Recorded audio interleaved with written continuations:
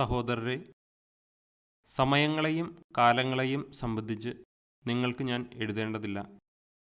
കാരണം രാത്രിയിൽ കള്ളൻ എന്നതുപോലെ കർത്താവിൻ്റെ ദിനം വരുമെന്ന് നിങ്ങൾക്ക് നന്നായി അറിയാം.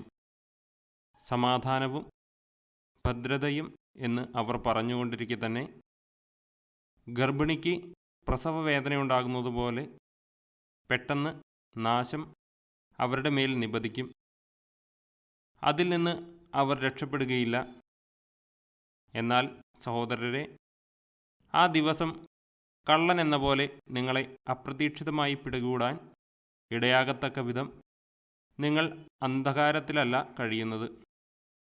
നിങ്ങളെല്ലാവരും പ്രകാശത്തിൻ്റെയും പകലിൻ്റെയും പുത്രന്മാരാണ്.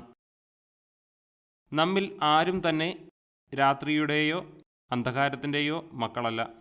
അതിനാൽ മറ്റുള്ളവരെപ്പോലെ ഉറങ്ങിക്കഴിയാതെ നമുക്ക് ഉണർന്ന് സുബോധമുള്ളവരായിരിക്കാം. ഉറങ്ങുന്നവർ രാത്രിയിലാണ് ഉറങ്ങുന്നത്. മദ്യപിച്ച് ഉന്മത്തരാകുന്നവർ രാത്രിയിലാണ് ഉന്മത്തരാകുന്നത്.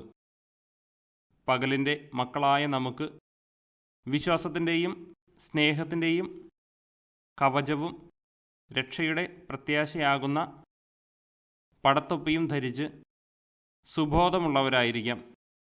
എന്തെന്നാൽ നാം ക്രോധത്തിനിരയാകണമെന്നല്ല, നമ്മുടെ കർത്താവായ യേശുക്രിസ്തുവിലൂടെ രക്ഷ പ്രാപിക്കണമെന്നാണ് ദൈവം നിശ്ചയിച്ചിട്ടുള്ളത്. ഉറക്കത്തിലും ഉണർവിലും നാം അവനോടൊന്നിച്ച് ജീവിക്കേണ്ടതിനാണ് അവൻ നമുക്ക് വേണ്ടി മരിച്ചത്.